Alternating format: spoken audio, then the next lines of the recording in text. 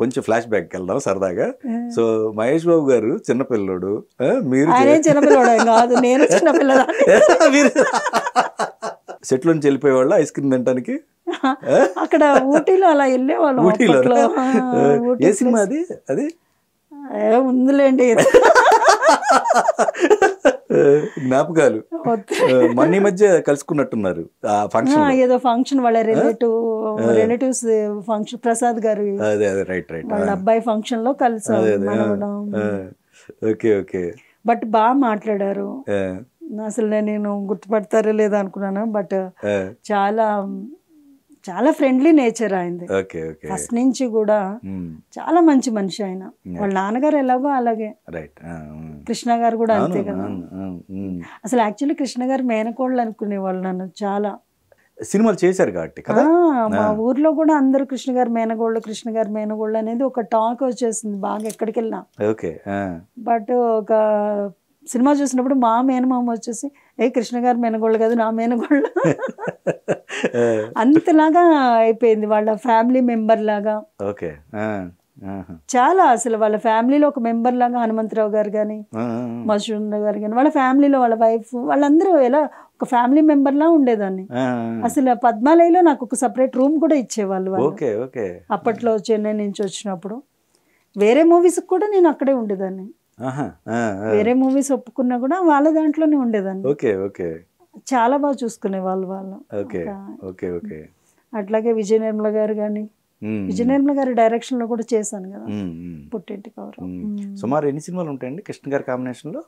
అసలు ఏమో నుండి లెక్క వేయలేదు, ఎక్కువే ఉన్నాయి కదా, చాలా ఎక్కువే ఉన్నాయి కదా. అదే చాలా ఎక్కువ. సో మరి మహేష్ బాబు గారితో ఎందుకు చేయలేదు? మీకు ఆ ఫ్రెండ్షిప్ ఉంది, చిన్నప్పుడు ఆ ఊటీలో తిరిగారు, మంచి చలిలో ఐస్ క్రీమ్స్ తినడానికి వెళ్ళే వాళ్ళం మేము అప్పుడు. ఆ టైంలో ఫ్లాష్ బ్యాక్ ఎపిసోడ్ అనుకుంటా అక్కడ తీసింది ఊటీలో కదా. సాంగ్ తీసారండి అక్కడ, సాంగ్ ఓన్లీ ఒక సాంగ్ తీసారు. మీ ఇద్దరి మధ్య సాంగ్? మా ఇద్దరి మధ్య సాంగ్ ఊటీలో. నాకు అప్పుడు ఫుల్ ఫీవర్, అప్పుడు బాగా ఫీవర్ ఉంది ఆ టైంలో. ఇలాగా షూటింగ్ చేయటం, మళ్ళీ నాకు ఐస్ క్రీమ్స్ కోసం అని పక్కన వెళ్ళి తినేసి వచ్చేవాళ్ళం.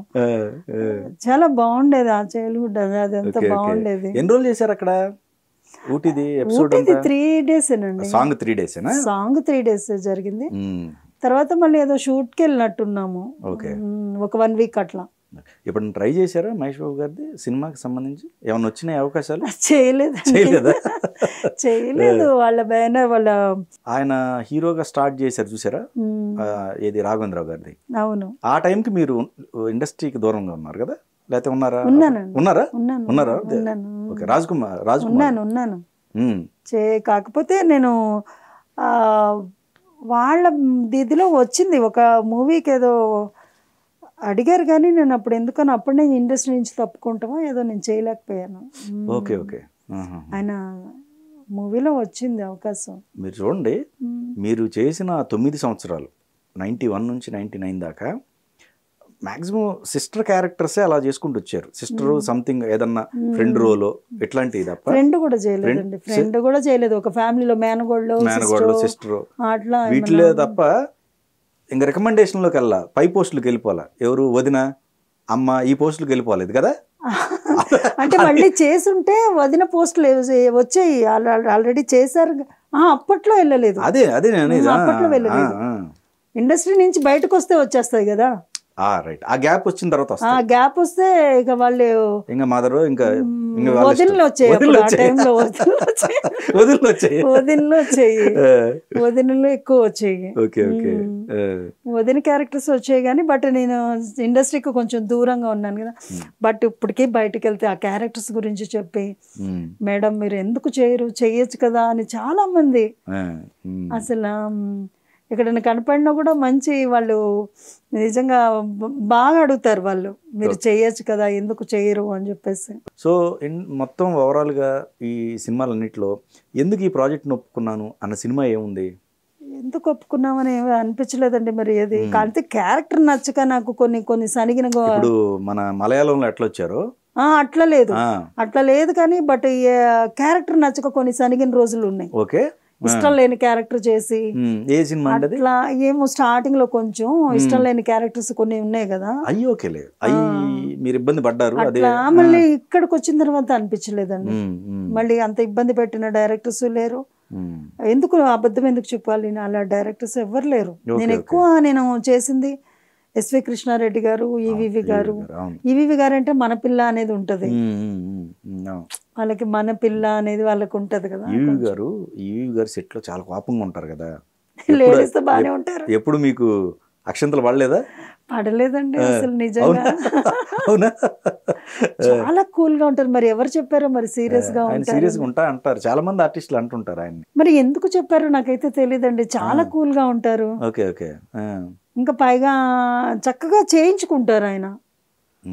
Okay okay. నేను నెక్స్ట్ మొన్న అత్తిలి సత్యబాబు మళ్ళీ సెకండ్ ఇది మ్యారేజ్ అయిన తర్వాత చేశాను కదా, అసలు అప్పుడు కూడా ఆ డైరెక్టర్ గారు అంతకుముందు కొంచెం క్లోజ్గా ఇది ఇది అని చెప్పేవాళ్ళు, అసలు అప్పుడు మాట్లాడేవాళ్ళు కాదు. నేనే అన్నాను, సార్ ఎందుకు సార్ మీరు మాట్లాడరు, మాట్లాడొచ్చు కదా అంటే, వాళ్ళకి ఏంటంటే మ్యారేజ్ అయిపోయింది ఇలాగా, అప్పుడంటే మనం చిన్నపిల్లలు, ఒక డైరెక్టర్గా వాళ్ళకి చెప్పడానికి ఉందేనో మరి ఏమో కొంచెం స్వతంత్రంగా చెప్పేవాళ్ళు ఏదైనా విషయం. బట్ ఆ తర్వాత వచ్చిన తర్వాత ఇంకా కొంచెం మెయింటైన్ చేసి నేనే అడిగేదాన్ని, ఎందుకు సార్ మీరు అలా ఉన్నారు, ఎందుకంత క్లోజ్గా మాట్లాడట్లేదు మీరు అని చెప్పేసి, అలాగా ఇలా చెయ్యి ఇలా చెయ్యి ఇలా చెయ్యి అని చెప్పేసి వెళ్ళిపోయేవాళ్ళు. అంతే తప్ప అట్లా అంటే నేనే అడిగేదాన్ని ఎందుకు అలా ఉన్నారు. కానీ చాలా సరదాగా ఉంటారండి, కొంచెం సరదాగా ఉండి మంచిగా చేయించుకుంటారు, బాగా చేయించుకుంటారు. లేదంటే అన్ని సినిమాలు ఆయనతో నేను ఎలా చేస్తాను. అసలు నాకు ఇష్టమైన డైరెక్టర్ గారండి ఆయన. అసలు ఆ ఇష్టమైన డైరెక్టర్లో నాకు ఆయన ఒకళ్ళు, ఎస్వి కృష్ణారెడ్డి గారు. అసలు వీళ్ళిద్దరు డైరెక్షన్ అంటే నాకు బాగా ఇష్టం. వాళ్ళే మంచి క్యారెక్టర్లు ఇచ్చారు. అసలు కంఫర్ట్ గా ఉంటది, వాళ్ళ సినిమాలు కూడా చాలా కంఫర్ట్ గా అనిపిస్తుంది. ఇంకా మన కృష్ణ గారు అంటారు, ఆయన డైరెక్షన్ లో ఇంకా అసలు ఆయన అసలు పట్టించుకోరు కదా, కృష్ణ గారి అసలు చాలా కూల్ గా వెళ్ళిపోతుంది ఆయన విషయంలో, చాలా కంఫర్ట్ గా అనిపిస్తుంది అసలు ఆయన మూవీస్ అంటే. కానీ బేసిక్ గా చాలా కూల్ గా వెళ్ళిపోయిందండి నాది, ఏం స్ట్రగుల్స్ అలాంటివి నా లైఫ్ లో నేను చూడలేదు. నాకు కొంచెం క్యారెక్టర్స్ నచ్చక మా మమ్మీకి నాకు కొంచెం గొడవలు ఈ విషయంలో క్యారెక్టర్ గురించి నేను చేయనని చెప్పడమే తప్ప, బట్ నన్ను ఇబ్బంది పెట్టిన వాళ్ళు మాత్రం, అంటే నేను అబద్ధం చెప్పాల్సిన అవసరం లేదు,